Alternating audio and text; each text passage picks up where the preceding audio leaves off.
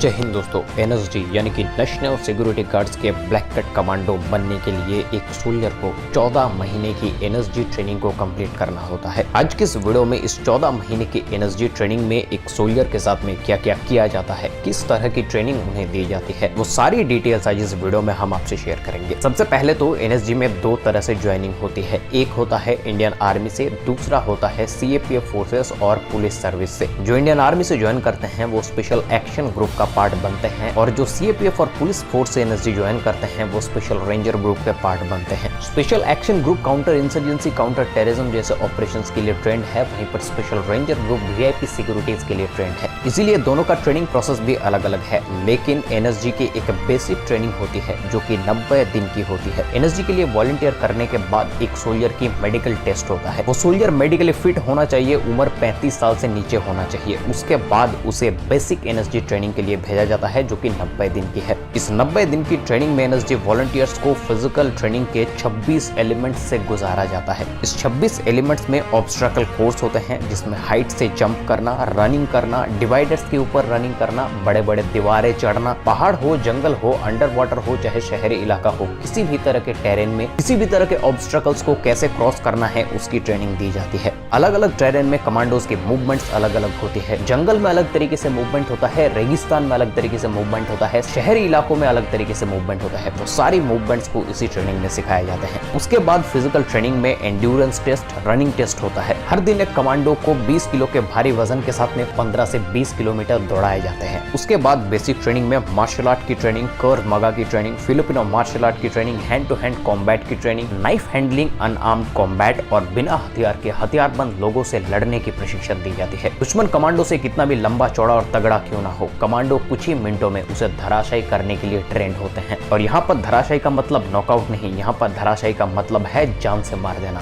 Basic training में commando को target shooting और कम्युनिकेशन के अलग तरीके का नॉलेज दिया जाता है। साथ में स्पेशलाइज्ड वेपन ट्रेनिंग के साथ में डिजिटल डिवाइस को कैसे ऑपरेट किया जाता है इसकी भी ट्रेनिंग दी जाती है। फिजिकल टेस्ट को कंप्लीट करने के बाद एक एनएसजी कमांडो की साइकोलॉजिकल टेस्ट लिया जाता है। यहाँ पर एक कमांडो के ऊपर स्ट्रेस डाल के देखा जाता है कि वो कमांडो कितना ज्यादा स्ट्रेस झेल सकता है और दिमाग में जब बहुत ज्यादा स्ट्रेस होगा उस वक्त पर उस कमांडो की डिसीजन लेने की क्षमता क्या है। क्योंकि ऑपरेशन के वक्त पर हर एक कमांडो के दिमाग में बहुत ज्यादा स्ट्रेस रहता है, लेकिन उसके बावजूद उनको डिसीजंस लेने होते हैं और उस डिसीजंस के ऊपर उन कमांडोज के साथ साथ में पीछे जितने भी कमांडोज हैं उन सब की जिंदगी और इस देश की सिक्योरिटी सिर्फ एक डिसीजन के ऊपर टिका होता है। इसीलिए साइकोलॉजिकल टेस्ट में स्ट्रेस को कैसे हैंडल करके सही डिसीजन लेना होता है ये सिखाया जाता है। जो कमांडोज ये 90 दिन की ट्रेनिंग को कंप्लीट कर लेता है उन्हें फर्दर ट्रेनिंग के लिए 9 महीने की एनएसजी एडवांस ट्रेनिंग के लिए भेजा जाता है। और मैं आपको बता दूं इसी 90 दिन की बेसिक एनएसजी ट्रेनिंग में 70 से 80% सोल्जर्स ड्रॉप आउट हो जाते हैं। एडवांस ट्रेनिंग 9 महीने की होती है। जैसे कि मैंने बताया, स्पेशल एक्शन ग्रुप और special ranger group. Special action group के लिए ट्रेनिंग अलग होती है, स्पेशल रेंजर ग्रुप के लिए ट्रेनिंग अलग होती है। एडवांस ट्रेनिंग में एनएसजी के लिए urban counter terrorism, under water operation, anti drone operation, bomb detection और उसे डिस्पोज करने के स्किल्स सिखाए जाते हैं। और इसके अलावा एक एडवांस शूटिंग टेक्निक भी उन्हें सिखाए जाते हैं। इस टेक्निक में कमांडोज को एक पूरी तरीके से अंधेरे रूम में भेजा जाता है और कमांडोज को 3 सेकंड के अंदर टारगेट को ढूंढकर शूट करना है उसी अंधेरे में। अंधेरे में कैसे आंखों का इस्तेमाल किया जाता है इसकी भी एक अलग तरीके की ट्रेनिंग एनएसजी में दिया जाता है। उस अंधेरे रूम में लाइट के तौर पे कुछ नहीं होता है, सिर्फ कमांडोज के बंदूक के आगे एक लेजर लाइट लगी हुई रहती है जिससे रोशनी तो कुछ नहीं होता है लेकिन टारगेट को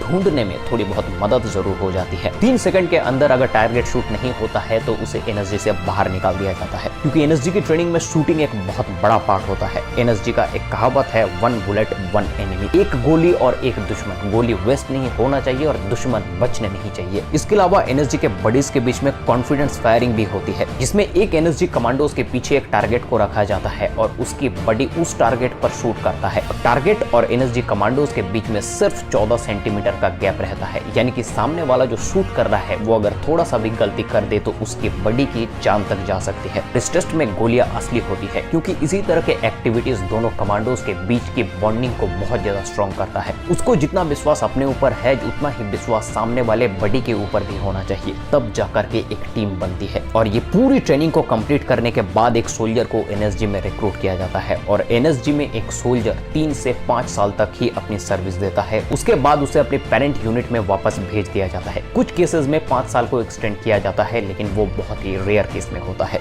और इस 14 महीने की एनएसजी ट्रेनिंग में ड्रॉप आउट रेट 80 से 90% है। 100 में से सिर्फ 10 लोग ही एनएसजी ब्लैक कैट कमांडो बन सकते हैं। आशा करता हूँ आप सबको ये वीडियो पसंद आई है। वीडियो पसंद आने पर एन डिफेंस यूट्यूब चैनल को सब्सक्राइब कर लीजिए, क्योंकि ये इंडियन डिफेंस का ही एक ग्रोइंग यूट्यूब चैनल है। मिलता है आपसे अगले वीडियो में, तब तक के लिए जय हिंद, जय भारत।